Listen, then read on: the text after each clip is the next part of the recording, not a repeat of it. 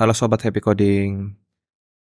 Pada video kali ini saya akan coba membuat tutorial PHP dasar dari awal ya, yang dimulai dari perkenalan pada video ini.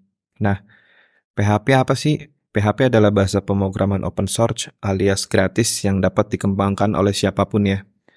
Nah, berfungsi untuk membuat sebuah halaman website menjadi dinamis. Nah, poinnya di sini sobat ya.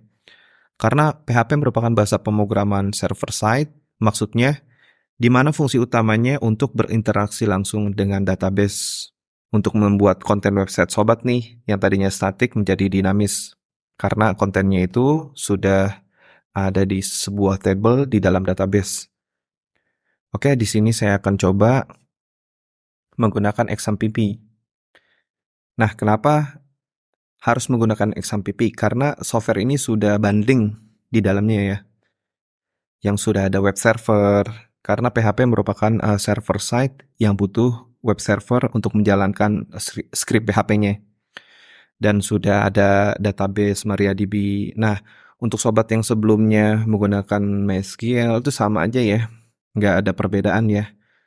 MariaDB ini pengembangan lanjut dari MySQL.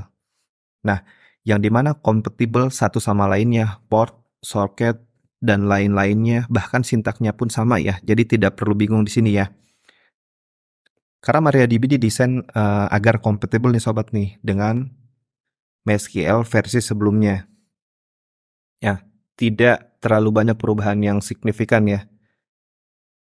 Dan di dalam XAMPP ini sudah terinstall PHP. Nah, cara downloadnya seperti apa? Mudah ya sobat ya. Klik download di sini. Nah, di sini sesuaikan dengan OS kalian masing-masing ya. Jika menggunakan XAMPP for Windows, silahkan download yang latest yang terbaru ya di sini ya. Dan jika menggunakan Linux atau OS atau laptop kalian MacBook, silahkan untuk download di sini ya.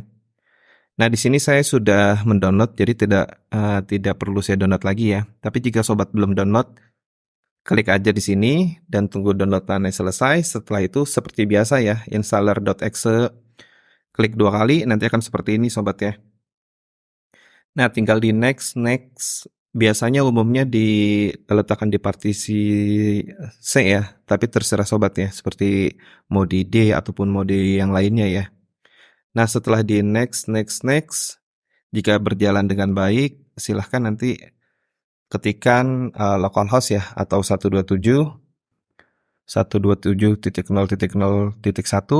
Nah, nanti akan tampilannya seperti ini ya.